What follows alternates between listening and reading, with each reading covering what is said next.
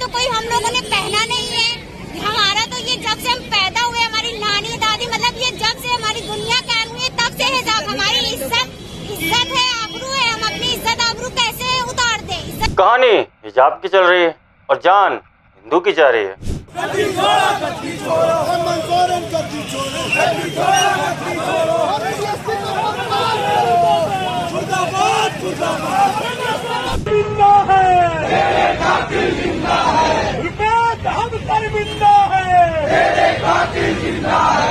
Video को अंत तक जरूर देखिएगा और जानिएगा कि हिंदू आज भी क्यों डरा हुआ है।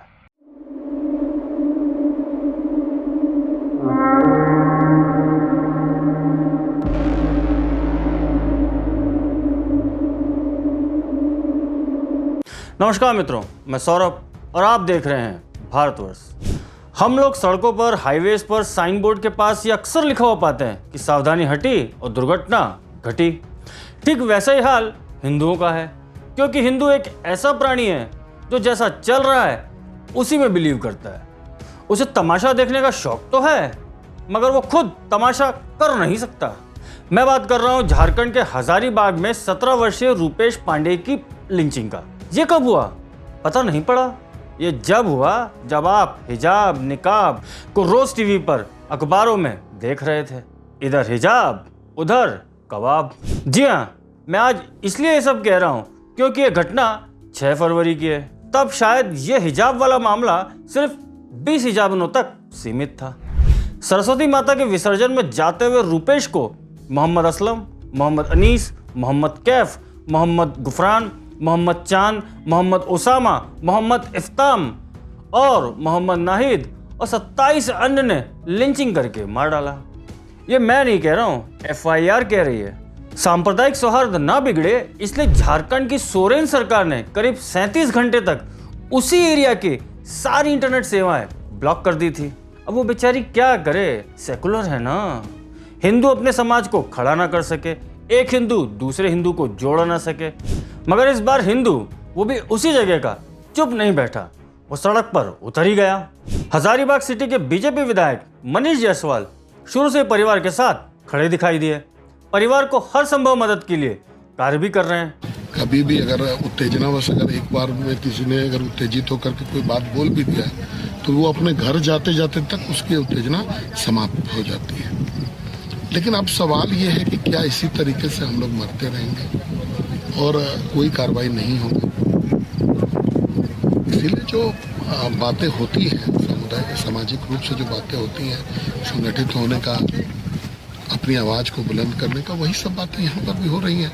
और मेरा भी यही एडवाइस है कि जितना जल्दी हम लोग संगठित हो जाएं, उतना जल्दी कम से कम इस मैटर पे अगर हम लोग ये दिखा सकें कि हम लोग संगठित होकर के कानून के फ्रेमवर्क में जो लॉ हम लोग को अलाउ करता है उस फ्रेमवर्क में हम लोग, इनका परिवार लड़े ना लड़े, जो हिंदू समाज है अगर वो लड़ेगा तो भी ये जो अपराधी हैं ये बच नहीं पाएंगे। सोशल मीडिया पे ट्रेंड चलाने वालों के बीच वो शायद उन चुनिंदा हस्तियों में से एक हैं जो वहां जाकर परिवार के साथ खड़े हैं।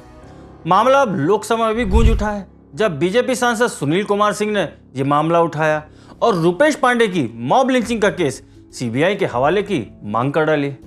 आम हिंदू वही जो ये सब देखकर फेसबुक, ट्विटर पर कुछ हैशटैग्स चलाकर सो जाता है और वोटिंग के समय वोट करने नहीं जाता।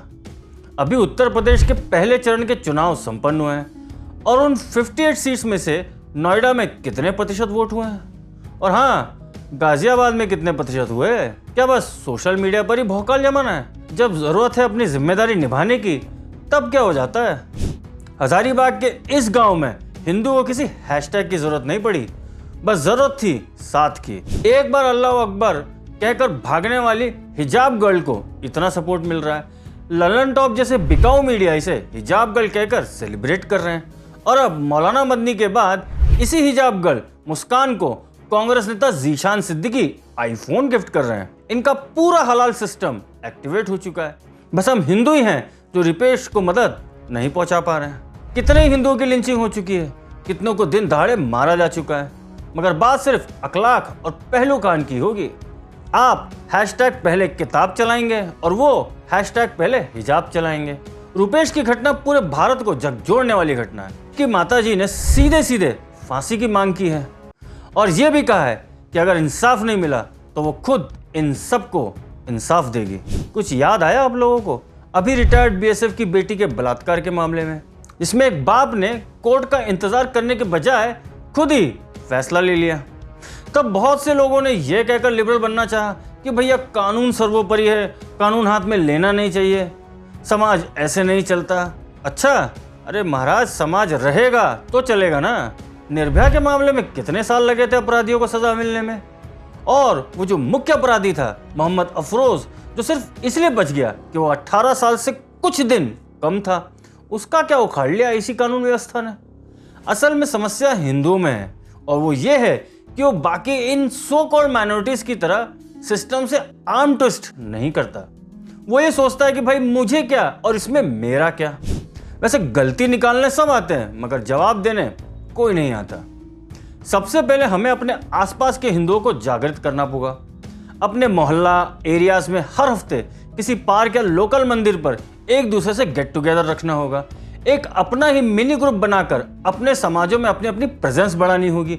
अपने अपने इंडिविजुअल समाज के रिप्रेजेंटेटिव्स को लगातार अपने एरियाज में लाना होगा। अपने लोकल नेताओं को हमेशा एटलीस्ट महीने में एक बार सवाल जरूर पूछना होगा। पार्षद से लेकर विधायक और विधायक से लेकर सांसद तक हिंदुओं की पहुंच हर जगह होनी चाहिए। पिज्जा ऑर्डर करना जितना आसान काम नहीं है, इसलिए तो मैं कह रहा हूं कि अगर आप नहीं उतरेंगे तो भैया वो तो उतर ही चुके हैं। उनके नेता भी अपने बन चुके हैं, मगर हिंदुओं को किसने रोका है? क्या सिर्फ हम हिंदुओं का आपस में मिलना जुलना सिर्फ शादियों में है? सामूहिक विवाह सम्मेलन में ही सिर्फ नेताजी आएंगे? कैसे ये समाजवादी के नेता आज सबको धमका रही है? मैं रुबीना खानम, समाजवादी पार्टी की महानगर अध्यक्ष एवं वरिष्ठ सपा नेता अलीगढ़। ये कर्नाटक हिजाब प्रकरण का जो मुद्दा है, मैं इस पर ये कहना चाहती हूँ कि ये हमारे देश की बहन बेटियों के आत्मसम्मान पर हमला है। हमारे हिजाब पर या हमारे आंचल पर हाथ डालने वालों के हम हाथ काट देंगे। अब ये कलयुगी रावण हमारे आंचल का, हमारे हिजाब का चीरहरण करेंगे। इसे पता है कि उसका वोट बैंक कहीं नहीं जाने वाला, मगर हमारे यहाँ कुछ अति हिंदूवादी हैं जिन्हें अपने जुलाबे नहीं उतरने पर भी मोदी याद आते हैं। वो जो नोटा नोटा खेल रहे हैं, उनसे जरा सावधान रहिएगा, क्योंकि हिंदू ही आश्वस्त होकर घर बैठ जाता है और शांतिदूत अपने मार्जिन्स बढ़ाकर लास्ट मोमेंट पर खेला कर देता है। डीप डाउन हिंदू की असली हालत क्या है, जरा इस वीडियो को देखिए। गुंडे मार दिए और सब चोर पकड़ लिए। अब देखो फौज तक जाए हो के वे पकड़ लिए। अच्छा माँ, हाँ मोदी दोगे तुम कहने मतलब ही हुए मोदी अच्छा आदमी है वास्तव में। गई बजाइए मतलब ना मैं कहिए ना बता रहा माँ। मोदी वही लगाइए फूल पे, और फूल पे लगाएंगे। अब लगाए का फूल पे, हमने कह दी साइकिल पे लगाए। वाह माँ, कोई बाहर बूझल लगा। बिल्कुल लुंगारे भरे। अम्मा जी ने कहा ना कि वो लाल टोपियों वालों को क्या कह के आई है, मगर हकीकत क्या है? यही डर तो हमें निकालना है, और ये डर कोई मोदी और योगी नहीं निकाल सकते।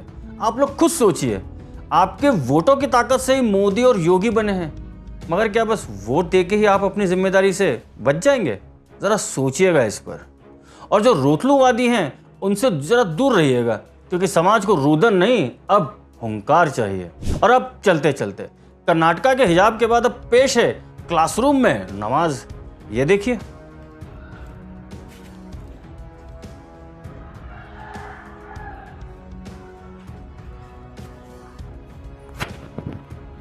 ये वीडियो बेंगलुरु का है। अगर आप भी एक और रुपेश को खोना नहीं चाहते हैं तो कृपया इस वीडियो को लाइक, कमेंट, शेयर और चैनल को सब्सक्राइब अवश्य करें, क्योंकि इस नए भारत के भाग्य विधाता हम हैं। धन्यवाद।